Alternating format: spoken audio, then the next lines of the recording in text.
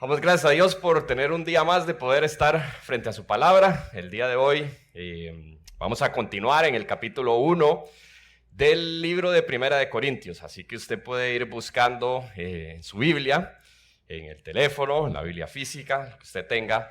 Para poder seguir el texto con nosotros, vamos a estar desde el versículo 18 hasta el versículo 31, nuevamente del primer capítulo de la primera carta a los Corintios. Así que, para empezar, quisiera que fuéramos directo al texto de hoy. Vamos a irnos directo a ese versículo 18, que es el primer versículo de nuestro texto de hoy. Y dice así, dice: me explico. El mensaje de la cruz es una locura para los que se pierden. En cambio, para los que se salvan, es decir, para nosotros, este mensaje es el poder de Dios. Oramos. Padre, damos gracias, Señor, por esta mañana que nos permites venir a tu palabra, Señor. Damos gracias porque este mensaje es poder tuyo, Señor. Hoy pedimos que tú abras nuestros corazones, nuestras mentes, nuestros oídos, nuestros ojos, Señor. Lava, limpia, Señor, y permítenos escuchar tu mensaje, Señor, que es el que tiene poder, Señor, y que es el poder que proviene directamente de ti, Señor. Y esto lo pedimos en el nombre de tu Hijo Jesús. Amén y amén. Así que bien, iniciamos con este texto y cuando uno ve la palabra me explico, pareciera que es lo que está explicando, es decir, porque tiene que explicarse y pareciera que hay que devolverse a ver lo que veíamos la semana pasada para tener contexto, ¿no? Y la semana pasada Jimmy nos hablaba de estas cosas con las que Pablo iniciaba recordándole a los corintios varias cosas. Y la última cosa era recordarles cómo ellos tenían que estar enteramente unidos. Sí, Pablo empieza a hablar de las divisiones que existían, ¿no? Unos decían, yo sigo a Apolos, yo sigo a Pablo, yo sigo a Cefas, yo sigo a Cristo, no sé qué. Y entonces todo el mundo ahí estaba que tenía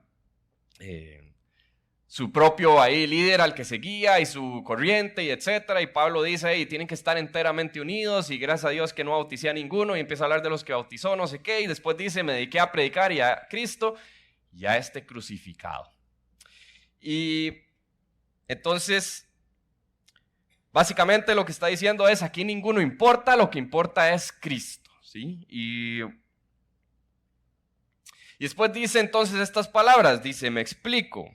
El mensaje de la cruz es o locura o poder de Dios. Básicamente lo lleva a esas dos vertientes de lo que es el mensaje del Evangelio de Cristo Jesús y lo que Cristo hizo en la cruz del Calvario. Y uno dice, ¿por qué esto habría de ser locura? ¿Por qué puede ser este mensaje locura? Y vamos a hablar y vamos a ver en este texto constantemente utiliza esta palabra.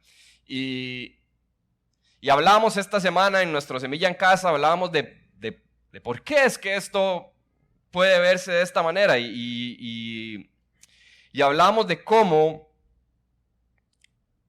este mensaje del Evangelio muchas veces está o es totalmente distinto a lo que usted y yo venimos cableados, a lo que viene cableado en lo más interno de nuestro ser. Como el hecho de que un Dios santo, ese Dios que es 3 veces santo, que acabamos de cantar usted y yo todos aquí juntos esta canción que nos gusta tanto, de cómo nuestro Dios es santo, pero entonces eso quiere decir que no se puede mezclar con el pecado. Y resulta que entonces usted y yo, por más que lo intentemos con todas nuestras fuerzas, no vamos a poder hacer todo lo bueno todo el tiempo. Es imposible para los hombres. Pero entonces Dios, que es rico en misericordia y por su gran amor por nosotros, envió a Jesucristo a vivir esa vida perfecta que usted y yo no podíamos vivir, a tomar nuestro lugar en la cruz, a morir por nuestros pecados, a resucitar y a reinar para siempre y vencer la muerte y vencer el pecado y darnos la potestad a usted y a mí de que, como decía Kevin ahora, entonces Jesús puede habitar ahora en nuestros corazones. Esto es un mensaje poderoso, pero esto es locura, es difícil de comprender para todos nosotros. Pero este mensaje del Evangelio es poder de Dios para salvación. Y es por eso que es tan importante que hoy usted y yo podamos ver cuáles son algunas de las barreras que se ponen a este mensaje. Las barreras que todos nosotros podemos estar imponiendo a que esto se convierta cada vez más en poder de Dios para nuestras vidas y en poder de Dios para las vidas de todos aquellos que están a nuestro alrededor. Y se dice, bueno, pero ¿cómo si yo ya creí? Es decir, yo creo eso, todo lo que usted acaba de decir, yo lo creo. Y uno puede... Y este versículo, en realidad, en otras versiones, si usted lo lee, etcétera, habla de los que se están salvando. Y uno dice, bueno, ¿cómo se están salvando? Es decir, la justificación es un momento y es lo que Cristo hizo por nosotros. Pero cada uno de nosotros está en ese proceso de lo que hoy en día conocemos más comúnmente como la santificación. Y en ese proceso de santificación en el que usted y yo podemos estar también caminando para parecernos cada día más a la imagen de Cristo, el Evangelio también es fundamental para su vida. Es fundamental que cale cada día más en nuestras vidas. ¿Por qué? Porque al final de cuentas lo que tiene que ocurrir en nuestros corazones es que cada vez sea más Jesús y cada vez sea menos yo. Es por eso que conforme vayamos viendo estas barreras que se pueden imponer, cada uno de nosotros puede ver y puede identificar si ha estado haciendo algo de eso en medio de su vida. Y veamos la primera de ellas, el primer ejemplo de una barrera muy típica al mensaje. Dice el versículo 19. Pues está escrito, destruiré la sabiduría de los sabios, frustraré la inteligencia de los inteligentes. ¿Dónde está el sabio? ¿Dónde el erudito? ¿Dónde el filósofo de esta época? ¿No ha convertido Dios en locura la sabiduría de este mundo? Ya que Dios, en su sabio designio, dispuso que el mundo no lo conociera mediante la sabiduría humana, tuvo a bien salvar mediante la locura de la predicación a los que creen. Entonces este texto empieza a hablar de la sabiduría humana, ¿sí? Y cuando piensa uno en la sabiduría humana, yo creo que es importante que nos podamos ir ahí a Corinto del siglo I, es decir, a este puerto importante, lugar económico, pero también al contexto de lo que vivían estas personas. Es decir, yo no soy el más conocedor del mundo de la filosofía, pero estoy seguro que los nombres de Sócrates y de Platón y de Aristóteles son nombres que uno conoce. Y esta gente que ha vivido 300, 400 años en este lugar, es decir, es gente que escribió cosas que hasta hoy en día, casi 2500 años después, se estudian. Es decir, esos eran sus antepasados, esa era la gente, esa era la manera en la que ellos se sentaban en las plazas y debatían, y había esta gente que tenía esta elocuencia para articular mediante la razón una serie de cosas. Esa era la vida que se vivía en Corinto. ¿Y quién se acuerda aquí del teorema de Pitágoras? A ver quiénes les iba bien en mate ahí en el colegio. Varios ya los vi levantando la mano. Es decir, más allá de esto, no sé si alguien se acuerda cuando algo pasaba de una hipótesis a un teorema.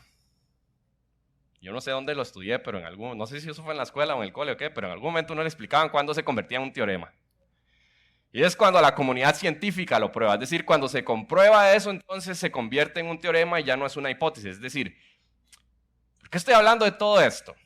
Porque ese es el mundo en el que esta gente estaba viviendo. Es decir, teoremas, teorema, claro, comprobado. Es decir, Pitágoras siempre va a dar A al cuadrado más B al cuadrado igual H al cuadrado. Siempre va a dar. Entonces era, wow, eso es espectacular, eso es increíble. Entonces era la sabiduría o la inteligencia o estos hombres y mujeres que llegaban a cosas tan increíbles para el resto de la humanidad, eso era lo que era relevante en medio de esa cultura. Y esta palabra de eruditos, en otras versiones habla de los escribas, es decir, también está hablándole a los judíos que estaban ahí. ¿Y quiénes son los escribas? Básicamente los que más saben del Antiguo Testamento. La gente que agarraba esos textos que cuando usted y yo nos sentamos a leer un profeta ahí y está diciendo algo tan extraño que no entendemos nada, pues los escribas eran la gente que estudiaba esto a profundidad y que le explicaba a la gente y que le decía esto es cómo se interpreta este versículo, etcétera, etcétera. Es decir, era la gente que era reconocida por su conocimiento. Y uno dice, bueno, ¿y qué tiene de malo ser inteligente? Es decir, ¿tiene algo de malo la inteligencia? Y voy a plantearles una hipótesis aquí en esta mañana a ver si se convierte en un teorema, para que vean que vine a probar teoremas aquí. ¿Quién les va? Tengo miedo y todo decirlo. Pero todas las personas que están en este lugar, que estudiaron en la UCR, creen que todas las demás universidades no sirven. Ojo, y usted dice, Daniel, ¿cómo se le ocurre? ¡Qué barbaridad! Nadie piensa eso aquí. Y no les voy a pedir que levanten las manos, pero si usted vuelve a ver a la gente que está a su alrededor y usted ve a alguien como que se le está inflando el pecho, usted puede saber que esa persona estudió en la UCR. Es decir, a los del TEC los respetamos porque decidieron cruzar ahí la frontera de Ochomogo e irse a estudiar a ese otro país, pero hay una idea que uno dice, ¿por qué alguien pensaría eso? ¿Y por qué pasa eso? Es decir, no es que alguien decide convertirse en una mala persona y creerse una élite así porque sí, ¿no? Pero cuando uno estudia en la UCR, y lo digo con conocimiento de causa porque yo estudié ahí, usted empieza y le empiezan a tirar los datos de cómo la UCR es la mejor universidad de todo Centroamérica y las otras están pero por allá abajo en la lista y es una de las mejores de Latinoamérica. Y usted va por los cursos y le empiezan a decir cuántas horas de clase tiene usted versus cuántas horas de clase tienen otras universidades y no sé qué. Y entonces, conforme usted va recibiendo eso, obviamente usted se la empieza a creer porque usted empieza a decir, y no, y sí, es verdad, y no sé qué. Y va sumando estos datos y se va llenando de cosas y después los amigos que estudiaban en la privada le decían que jale al cine y uno no podía ir porque entonces tenía que hacer la tarea o tenía que hacer el proyecto, etc. Pero ya eso es otro tema, eso es diferente, pero es que doy este ejemplo porque ahí es donde surge el problema con la inteligencia y es el mérito que la inteligencia o que nosotros creemos que la inteligencia implica, que el conocimiento, que la sabiduría implica. Porque para adquirir conocimientos implica tiempo, implica un esfuerzo, implica que usted separa este espacio, que usted sacrifica ciertas cosas para tener mayor conocimiento. Y eso automáticamente en nuestro corazón, porque al final es ahí donde está el problema, empieza a crear esta idea de mérito, de que yo hice algo para ganarme esto. Y no solamente se queda en eso, en esa idea de que yo hice, de que yo me lo gané, sino que también yo necesito que eso sea reconocido. Yo necesito que la gente note que yo sé de este tema. Y además de eso, entonces empieza a crear separación. Porque estamos los que estudiamos ahí y los que no estudiamos ahí. Y esto aplica para cualquier área de la vida en la que usted pueda saber más que la mayoría de la gente. Es decir, si usted sabe mucho de carros, entonces usted tira un dato ahí en medio de una conversación como de la suspensión de no sé qué y no sé cuánto, como para que la gente sepa que se sabe de eso, de la suspensión. Yo de carros no sé nada, por eso estoy hablando ese ejemplo que no sé. Asimismo, si usted sabe mucho de la salud, de administración, de cualquier cosa de la que usted pueda saber más, siempre empieza nuestro corazón a tener esta idea nuevamente, uno de mérito, 2, de que necesito el reconocimiento por ese mérito. Y 3, de que entonces estos son los que sabemos y los que no saben. Y entonces viene Dios y dice, como yo sé que ustedes tienen un problema con eso, entonces yo voy a hacer que la salvación no se obtenga por la sabiduría humana, sino mediante la locura de la predicación. Y estas maravillosas noticias, increíbles noticias, porque entonces no hay mérito alguno. No hay mérito para el que predica, no hay mérito para el que lo escucha, porque al final es Dios el que está actuando a través del poder de su evangelio. No de las palabras bonitas que yo le venga a poner aquí, sino de su evangelio siendo predicado y ese siendo el poder de Dios.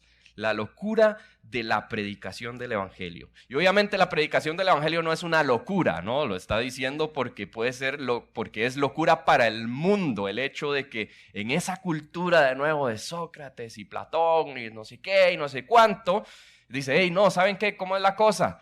Es por la predicación del evangelio y nada más. Nada más.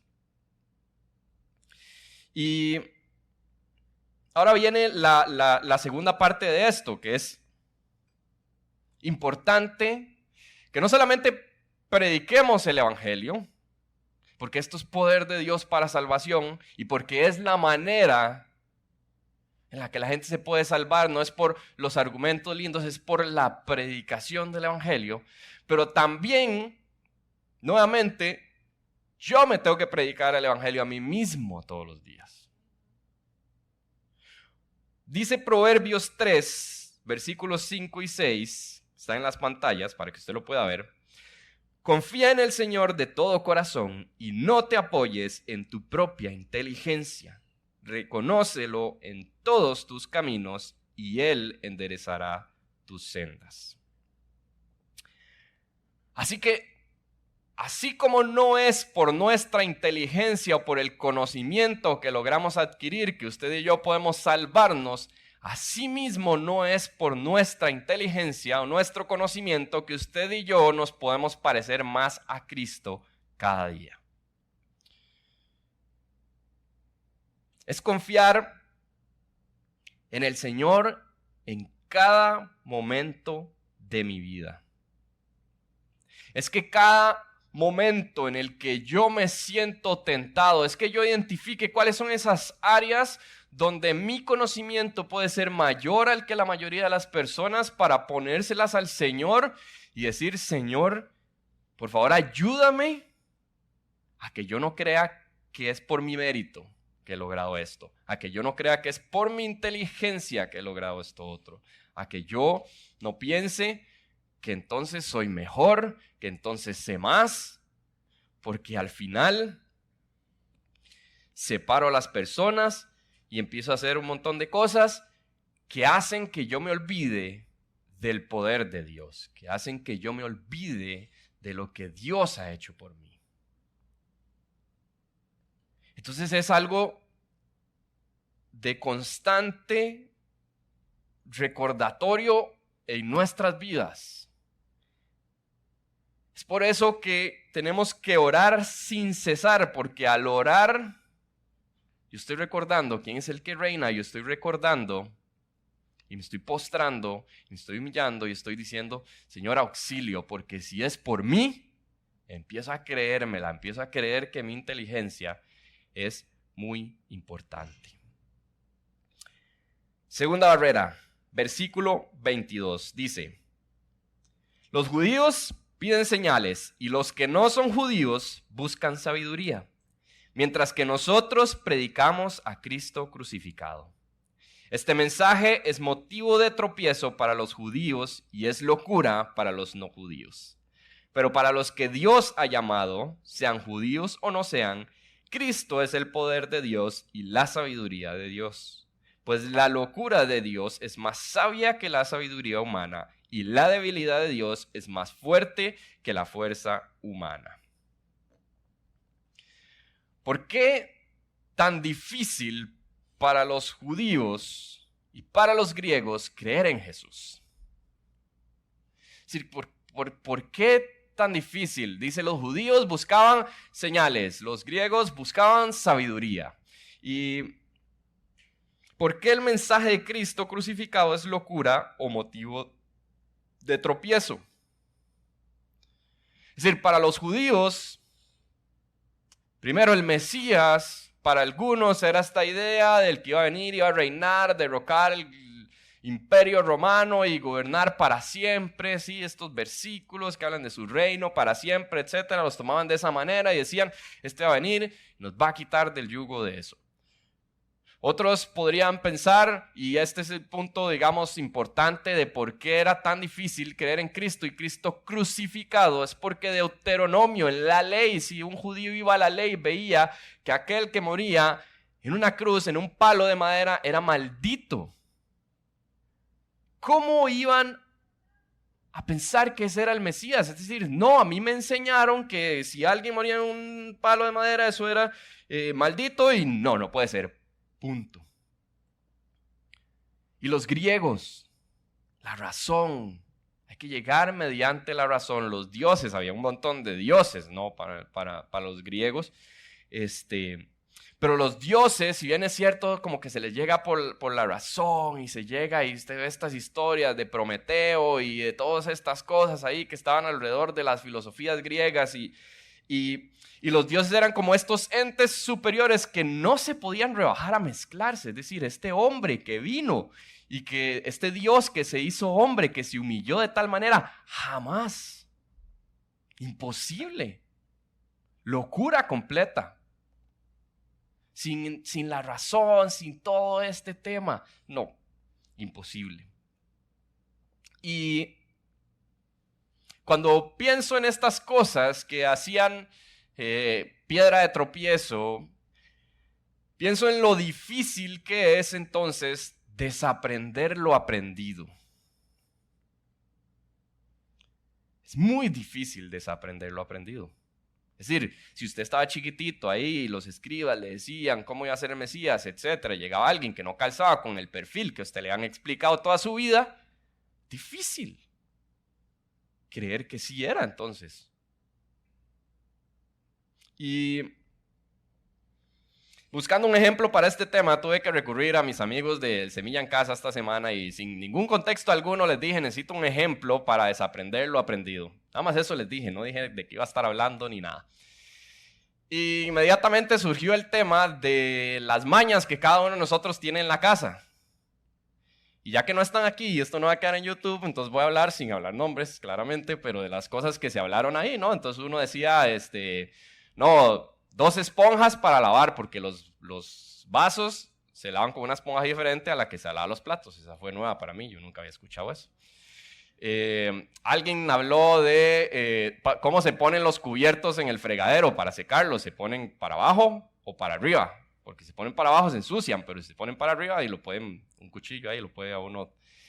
Y empezaron todas estas mañas de cada uno y lo que hablamos era de cómo en la vida en pareja y pues uno tiene que desaprender cosas que traía a la casa porque si no, no va a sobrevivir, digamos, básicamente, ¿no? Hay que empezar a tomar acuerdos y a cosas que usted creía que si el cuchillo se tenía que poner de cierta forma, pues tiene que desaprender eso. Y eso es difícil para cada uno de nosotros. Ana y yo llevamos unos cuantos meses en clases de portugués y yo no sé cuántos saben o cuántos han recibido una burla de alguna persona de otro país de América Latina porque nosotros no sabemos pronunciar la R, ¿no? Que la R se pronuncia así, pero nosotros decimos carro en lugar de decir carro, ¿verdad? Y peor, en portugués la R se dice eji, entonces uno dice cajo o dice Costa Rica. Y decir eso para mi cerebro es básicamente imposible, digamos. O sea, si yo lo medito mucho, yo lo puedo decir, pero si lo estoy diciendo en una frase así como hablando, voy a decir Costa Rica. ¿Por qué? Porque toda la vida he dicho Costa Rica, no puedo decir Costa Rica. Eso es súper raro, ¿no? Y doy estos ejemplos, pero asimismo eso es la dificultad, digamos, de ese desaprender, ¿no? Y pienso también que para que el evangelio cale más y más en nuestras vidas, hay muchas cosas que probablemente tengamos que desaprender. Y creo que una de las que más sobresale siempre es el tema de las obras. Hablábamos también eso esta semana, ¿no? Y recordábamos con una pareja que estuvimos, yo le decía, cada vez que iba con Danilo y Sara, cada vez que hablaba con alguien, y decía, ¿y qué estás haciendo para ir al cielo? Y toda la gente decía, intentando portarme bien y todo eso. Y yo decía, no hay ni una persona que no diga eso. Qué curioso. Y yo decía, esto está mucho más arraigado de lo que yo hubiera pensado en nuestra cultura, en nuestro día a día. El tema de no ir poniéndole bonito y no ir haciendo ahí todo lo que yo puedo. Y yo creo que con esa luchamos todos. ¿Sí? Así que en desaprender lo aprendido puede haber otras, puede haber la culpa, puede haber un montón de otras cosas. Pero voy a quedarme con las obras a manera de ejemplo porque creo que con esa luchamos todos, ¿no? Y eso va desde el legítimo ahí, cuando usted está y dice, Señor, si me sacas de esta, entonces voy a empezar a hacer A, B, C y D. ¿Y por qué uno hace eso? Es decir, yo me acuerdo, yo estaba en el cole y yo decía, Señor, si me das una novia, entonces yo dejo de estarlas viendo a todas. Y porque, digamos, yo era... O sea, no era un galanazo así que le hablaba a todas, me daba vergüenza, pero de que me gustaban todas, me gustaban todas. Y esta idea de hacer algo como esto, lo que refleja es, o sea, como esta idea de si yo hago algo bueno, entonces hay un premio. Entonces Dios me da algo, pero entonces por eso es que yo hago esto. Y ese día lo que demuestra es que entonces yo creo que en esas obras que yo estoy haciendo hay un mérito para poder haberme ganado esto, ¿no? Y eso está arraigado de nuevo, es eso que viene cableado en nosotros, viene cableado y por eso el evangelio es contra eso que viene cableado en nosotros, porque el evangelio es, hey, por gracia ustedes han sido salvos, no por obras para que nadie se jacte. Pero en el fondo son todas estas cosas de que me siento mejor y más cerca de Dios porque vengo a la iglesia. Es decir, yo estoy bien con Dios porque vengo a la iglesia. No, usted no está bien con Dios porque viene a la iglesia. Porque de nuevo son esas obras que le vamos sumando y no tienen nada que ver con eso. Y yo digo, esta es de las más difíciles. Desaprender lo que uno ha aprendido, lo que uno ha pensado toda la vida. Eso es súper, súper difícil. ¿Recuerda esta historia cuando Jesús le dice al hombre rico en Lucas 18, le dice que venda todo y se lo dé a los pobres? Y dice que el hombre rico se entristeció muchísimo. Cuando venía todo bien en la conversación, sí, haces todos los mandamientos, claro que sí, check, yo no mataba a nadie, sí, yo no sé qué, no sé cuánto. Y entonces Jesús dice, bueno, listo, vaya y venda todo. Y el rico dice, híjole, no, ahí le quedó mal. Y Lucas 26, 27 dice, los que oyeron le preguntaron, entonces, ¿quién podrá salvarse? Jesús dice, lo que es imposible para los hombres es posible para Dios, aclaró Jesús. Note el versículo 24 de nuestro texto de hoy. Si usted va a su Biblia, vuelve a leer 1 Corintios 1:24, dice, pero para los que Dios ha llamado, Cristo es el poder de Dios y la sabiduría de Dios. Nótese el accionar ahí es de Dios. Dios llamando. Y luego Cristo siendo el poder de Dios para salvar y la sabiduría de Dios en términos de los sabios designios de Dios para hacer esta la forma en la que usted y yo podíamos ser salvos. La cruz, para que su Hijo pudiera venir, morir en la cruz, resucitar, vencer la muerte y limpiar todo el pecado en nosotros. Pero todo lo hizo Dios. Eso es lo que quisiera que viéramos aquí. Todo lo hizo Dios. ¿Para qué? Para que usted y yo no podamos jactarnos, y segundo, porque usted y yo de todas maneras no podemos. Y nuevamente, esto es algo que usted y yo necesitamos recordar todos los días. todos los días, porque eso es lo único que nos puede dar la humildad para que Dios pueda irnos haciendo desaprender todo aquello que hemos aprendido, todo aquello que tenemos cableado y que Dios necesita desconectar esos cables para ir trabajando y calando más y más, y que este evangelio cale más y más y más en nuestras vidas cada día. Tercera barrera, versículo 26, dice: hermanos, consideren su propio llamamiento. No muchos de ustedes son sabios, según criterios meramente humanos. Tampoco son muchos los poderosos, ni muchos los de noble cuna. Pero Dios escogió lo tonto del mundo para avergonzar a los sabios, y escogió lo débil del mundo para avergonzar a los poderosos. También escogió Dios lo más bajo y despreciado, y lo que no es nada, para anular lo que es, a fin de que en su presencia nadie pueda jactarse. Así que aquí tenemos tres categorías. Sí, tres nombres que uno oye ahí en la vida en general: fama, poder y dinero. Sí, aquí habla de los sabios, de los poderosos y de los de noble cuna. Ya hablamos de los sabios, de la inteligencia, del mérito que conlleva, del reconocimiento que se necesita. Y ahí es por eso que hablo de fama, porque al final, digamos, esto del sabio y demás conlleva fama. El que sabe, la gente lo reconoce y la gente dice: wow, este sí sabe. ¿Sí? Y el problema con el reconocimiento no es el reconocimiento per se, de nuevo, es lo que hay en nuestro corazón, porque entonces nuestro corazón se llena con eso. Es decir, a todos nos gusta que nos digan cosas bonitas, pero ¿qué daño eso nos puede hacer? Solo el hecho de pararse aquí enfrente es ya peligroso. ¿En qué sentido? En que yo me bajo de aquí y alguien me dice: estuvo hermosa la predica, estuvo espectacular. Oiga, hasta mensajes a veces le mandan a uno. ¿Y qué es lo que pasa? Y que uno empieza ahí, sí, que toque. Y entonces la próxima le voy a poner para traer mejores ejemplos, y que entonces la gente se ría más, y que entonces la cosa sea más amena, y que entonces nadie se me duerma, porque siempre alguien se me duerme, y cuando a alguien se le duerme uno está aquí y solo ve a esa persona y dice: ¿qué está pasando? ¿Qué estoy diciendo?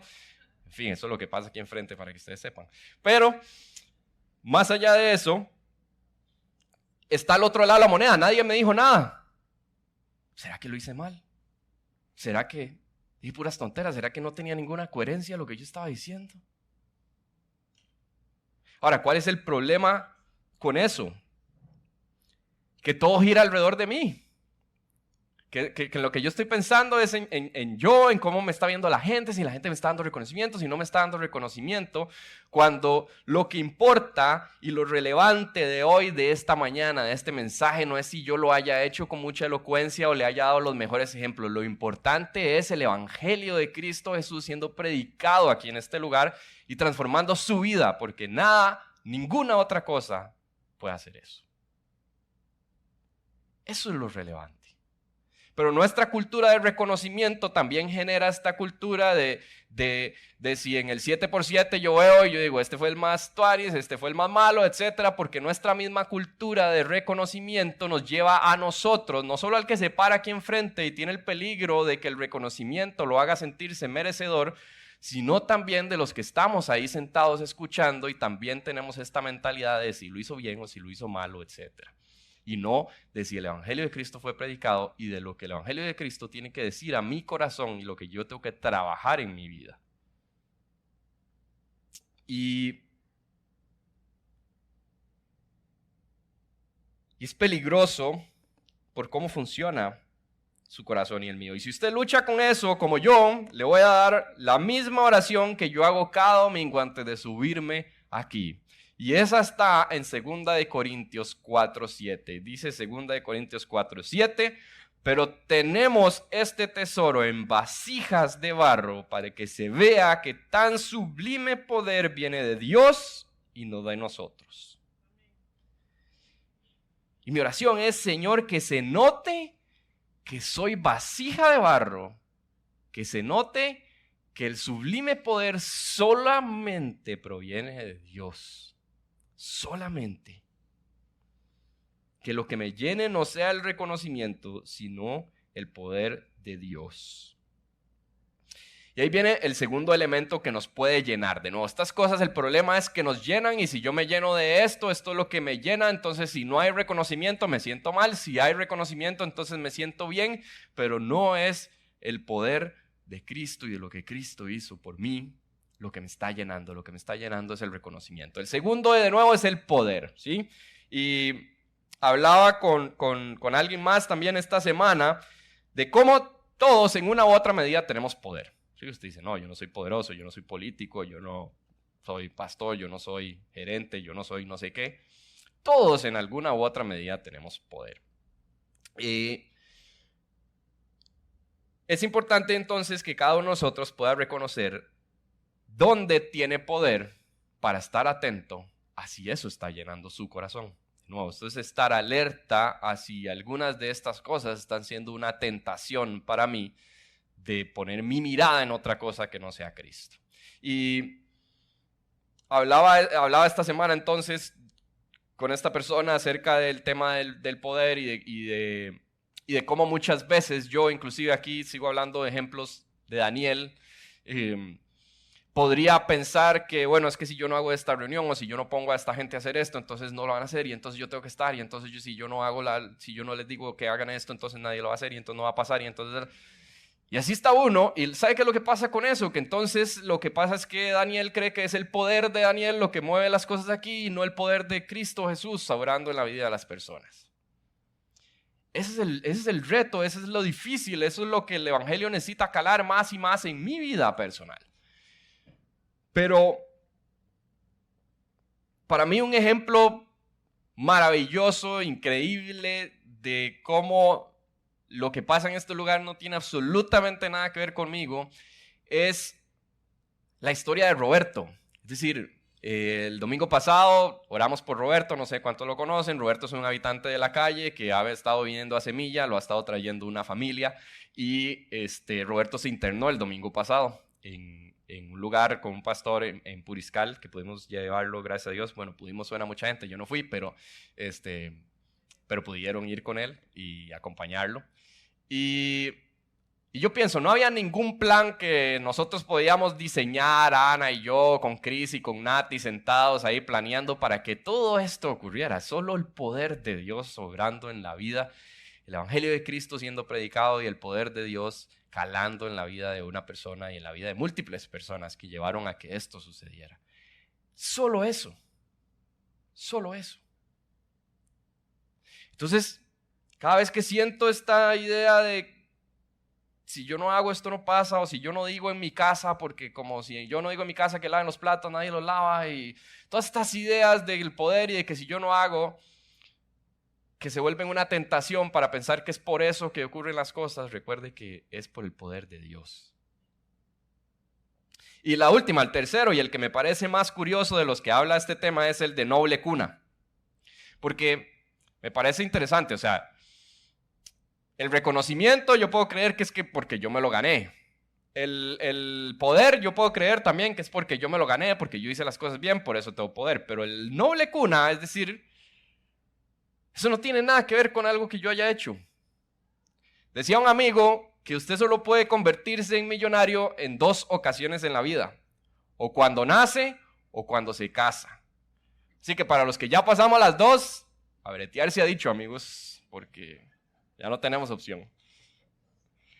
Pero es interesante porque cuando uno piensa en noble cuna, uno empieza a pensar en estos apellidos, ¿verdad? De la gente, claro, que son los dueños de este país y que aquí, que allá. Y uno se aleja, siempre de noble cuna usted se aleja. Usted, no, ¿yo qué voy a hacer de ahí? Si eso es la gente que, ¿verdad? Que domina el país y que pone los gobernantes y que no sé qué. Y todas esas cosas que uno piensa. Pero como ellos no están aquí y somos usted y yo los que estamos aquí, entonces vamos a hablar de lo que podría ser noble cuna para usted y para mí. Dice ChatGPT que 6 de cada 10 personas no tienen la posibilidad de abrir el tubo de su casa, poner el vaso y tomarse el agua que acaba de salir del tubo de su casa. Y usted tiene esa posibilidad. ¿Y qué es lo que pasa? Para que usted se sienta como en noble cuna por un momento. ¿Qué es lo que pasa cuando usted tiene esa posibilidad? Número uno, usted no se acuerda de darle gracias a Dios porque usted tiene la posibilidad de... Puede ser que sí a veces, pero muy poquitas, seamos honestos. De darle gracias a Dios porque usted lo da por sentado. ¿Sí me explico? Lo que ocurre, usted lo empieza a dar por sentado porque siempre pasa, porque es lo normal, porque tener agua potable, normal, todo el mundo tiene agua potable. Pues no, solo el 40% de la gente en este mundo tiene acceso a agua potable en su casa que se pueda tomar. Y peor aún, no sé si a usted le ha pasado, pero si usted tiene la posibilidad de ir a otro lugar, yo me acuerdo nosotros en la casa de unos amigos en México y abrir el tubo y no, ¿cómo se le ocurre? Y uno piensa como que se le infla el pecho de nosotros sí tenemos agua potable porque somos un país que se preocupa por la naturaleza y bla, bla, bla. Y ¿acaso que yo he hecho algo porque tener agua potable en mi casa? Me explico, eso llegó porque llegó, pero yo no hice absolutamente nada. Y aún así, me lleno de orgullo de que yo sí vivo en un lugar donde tenemos agua potable. Y esto habla de nuestro corazón nuevamente. De esas cosas. Y uno piensa, entonces, ¿por qué Dios escogió lo tonto, lo bajo, lo despreciado, lo débil? Y es porque se necesita un corazón humillado para que Dios lo llene. Porque un corazón que está lleno de orgullo, un corazón que se llena de reconocimiento, un corazón que se llena por el poder, un corazón que se llena por el dinero, entonces no tiene espacio para que Dios pueda llenar porque ya está lleno por esas cosas. Las cosas de nuevo que llenan y que son efímeras, que después se desaparecen y entonces ya no estoy lleno y ya estoy bajoneado.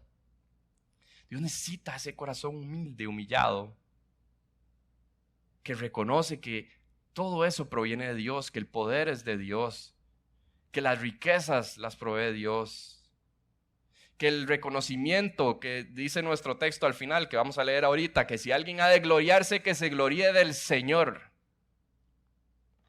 Dice aquí para que nadie pueda jactarse. Y entonces si yo me pongo a recordar el Evangelio, yo digo, ¿cuál es el Evangelio? ¿Qué dice el Evangelio? El Evangelio me enseña cómo Jesús se humilló. Yo tengo que humillarme. Resulta que Jesús se humilló y no tomó el ser igual a Dios como algo a que aferrarse, sino que vino a este mundo para salvarme. Entonces, yo no tengo por qué llenarme con eso. Dice el versículo 30, y le pido a los chicos de adoración si me pueden ir acompañando por acá. Dice, pero gracias a Él, ustedes están unidos en Cristo Jesús, a quien Dios ha hecho nuestra sabiduría, justificación, santificación y redención, para que como está escrito, si alguien ha de gloriarse, que se gloríe en el Señor. ¿Cómo entonces evitar las divisiones en Corinto? ¿Cómo entonces evitar confiar en mi propia inteligencia y sentirme orgulloso de mi esfuerzo? ¿Cómo entonces poder desaprender lo aprendido? ¿Cómo entonces evitar llenar mi corazón de orgullo por el reconocimiento, por el dinero, por el poder? Solamente estando unido a Cristo todos los días, escuchando su evangelio, que es el poder de Dios para salvar, pero que es poder para mi vida, para cada día parecerme más a Cristo también, para no olvidarme de qué fue lo que Jesús hizo por mí. Recordando ¿De dónde proviene nuestra justificación? Ve, estos últimos versículos habla de que Cristo es nuestra sabiduría y dice 3 cosas. Dice justificación, santificación, redención. ¿Cómo entonces yo puedo recordar de dónde proviene mi justificación? De nuevo, de que Dios, que es rico en misericordia y por su gran amor, envió a Jesús a vivir la vida perfecta, a morir en una cruz, a resucitar. Dice Pablo más adelante, lo vamos a ver en esta misma carta de Primera de Corintios. Si Jesús no resucita, en vano es nuestra predicación.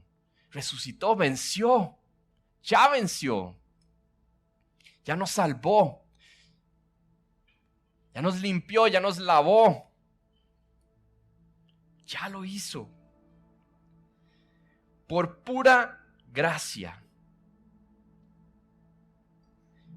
También nuestra santificación, recordemos, nuestra santificación es Cristo transformando cada área de nuestro corazón y de nuestra vida, porque si lo hacemos por nuestros propios esfuerzos y por la listita de cosas que ya voy a dejar de hacer, caemos.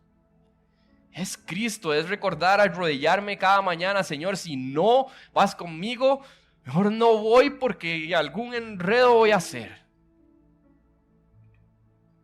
Te necesito cada instante, cada conversación que yo tenga con alguien, porque si yo abro la boca y digo lo que dice Daniel, va a ser algo malo. Alguna tontera va a salir de mi boca. Necesito que lo que salga de mi boca sea lo que tu Espíritu Santo quiere que salga.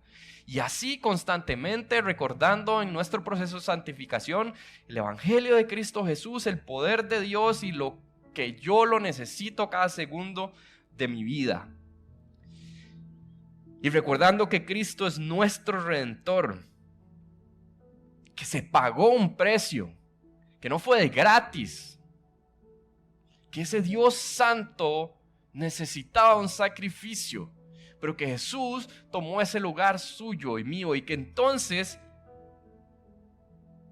en ese gran intercambio, ahora cuando Dios me ve a mí, no ve mis pecados, sino que a Cristo Jesús. Y eso es increíble, eso es para reflexionar todo el resto de su vida. Todo el resto de su vida para poder llegar a comprender la profundidad de lo que esto significa. Así que ya sea que nunca has creído en la locura del mensaje que predicamos, hoy es el día para creer. O ya sea que estás luchando por no caer en estas tentaciones de las cuales hemos ido hablando hoy. La respuesta sigue siendo la misma: Cristo Jesús. Porque para los hombres es imposible, pero para Dios todo es posible.